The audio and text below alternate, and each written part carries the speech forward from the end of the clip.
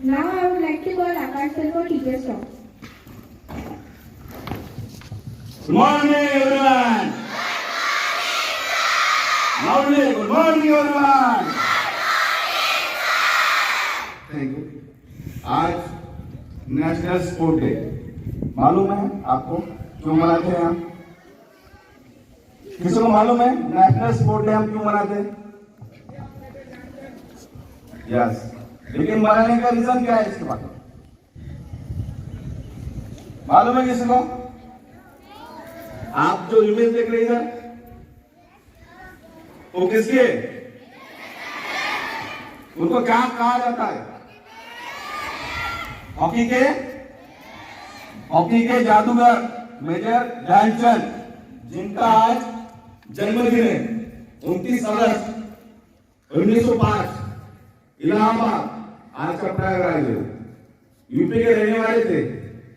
देश का भविष्य हॉकी में पूरे वर्ल्ड में जिन्होंने अपने कंधों पे लेके देश की शान आज तक बरकरार रखी है, जिनके नेतृत्व में हमने हॉकी में लगातार 3 ओलंपिक मेडल पाए हैं, 1928, 1932 और 1936। 36 का वो ओलंपिक जिसके सामने था दुनिया का बड़ा तानाशाह, जिसका नाम था हिटलर, उसकी टीम जर्मनी भारत के विरुद्ध में खेल रही थी फाइनल में। इस मैच में खेलने के लिए हिटलर के कुछ अधिकारियों ने ग्राउंड, जब मिट्टी का ग्राउंड रहता था, आज एस्ट्रोटर्फ है जो रबर का ग्राउंड रहता है, उस समय मिट्टी का ग्राउंड रहता था। मिट्टी के ग्राउंड पे भारत की टीम अच्छी तरह से खेल ना सके, इसलिए उन्होंने पानी डाला था। उस पानी की वजह से गेम का हाफ पीरियड, आधा टाइम खत्म होने तक इंडिया का स्कोर था 0-1। समझ में नहीं आ रहा था भारतीय टीम को, मेजर ध्यानचंद सिंह को, कि ये क्या हो रहा है। तो उनको मालूम हुआ हम अच्छा ना खेले, इसलिए उन्होंने मैदान पे पानी डाला था। इसके वजह से पांव सबके फिसल रहे थे। तब मेजर ध्यानचंद को ये बात याद आई, हमारी बुलंद आवाज और बुलंद हौसला कब तक जारी रहता है? जब तक हमारे अंदर वो कॉन्फिडेंस है। तो मेजर ध्यानचंद ने सोचा कि अपने पैर के जूते निकाल के फेंक दे, और आधा समय बचा था मैच खत्म होने के लिए। तब तानाशाह के टीम को भारतीय टीम ने 7-1 से हार दी थी। ये जब मालूम हुआ हिटलर को, तो हिटलर आधे मैच में से भाग गया था। तो वो हौसला था मेरे ध्यानचंद का, वो हौसला था वो इंडिया का, वो हौसला है आज हम में और तुम में। तो अगले दिन हिटलर को हराना इतना मुश्किल नहीं था उस समय। गेम के बारे में मेजर ध्यानचंद ने कहा है, राजनीति के गहराई में उस समय हिटलर बहुत बड़े इंसान थे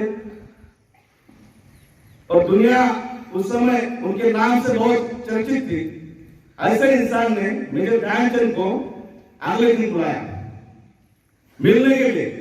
देखो, सबसे बड़ा दुनिया का तानाशाह, जिसने एक भारतीय कप्तान को मिलने के लिए बुलाया। सब ड्रेसिंग हॉल में अलग अलग चर्चा चल रही थी, हिटलर जैसे इंसान ने हमें क्यों बुलाया। इस समय लग रहा था कि सबको अब कुछ अच्छा नहीं होगा, क्योंकि हिटलर के सामने जाना बोले तो उस समय बहुत बड़ी बात है। तो मेजर ध्यानचंद चले गए अगले दिन, और अगले दिन जाते हुए मेजर ध्यानचंद को हिटलर ने नीचे से पैरों से ऊपर तक देखा। एक बार देखा, 2 बार देखा, फिर एक बार पूछा, कैसे हो मेजर ध्यानचंद? सर ठीक हूं, इतना ही था बस। उसके आगे मेजर ध्यानचंद को एक ऑफर दी उन्होंने, तुम हमारे देश से खेलो, हम तुम्हें जो होना चाहिए। मेजर ध्यानचंद एक सैनिक थे, इंडियन आर्मी के, तो उनको मालूम था इंडियन आर्मी का इस अगर किसी के सामने झुकता नहीं, ये वर्ड को मालूम है। तो मेजर ध्यानचंद ने बोला, सर कुछ चंद रुपए के लिए, मेजर ध्यानचंद का आंसर बहुत बढ़िया था, सर कुछ चंद रुपयों के लिए मैं अपना देश आपके सामने गिरवी नहीं रखूंगा। ये जो हौसला है, ये हौसला मेजर ध्यानचंद ने उस हिटलर के सामने बोला था जिसे दुनिया डरती थी, उसके सामने मेजर ध्यानचंद ने ये जो बोली बात, वो आज के हमें नई बात बोलनी चाहिए। कुछ चंद रुपयों के लिए राजनीति का ऐसा क्षेत्र बन गया है कि अपना ईमान गिरवी रख रहे हैं। उस समय कुछ चंद रुपए के लिए नहीं, लेकिन ईमान के लिए अपने देश की सेवा करते हुए मेजर ध्यानचंद को देश याद रखता है। इसलिए भारत सरकार ने 2012 से मेजर ध्यानचंद की याद में 29 अगस्त राष्ट्रीय क्रीड़ा दिन मनाया जाता है। तो आप सभी को मैं राष्ट्रीय क्रीड़ा दिन की शुभेच्छा देता हूँ और मेरी विदाई करता हूँ। थैंक यू, धन्यवाद।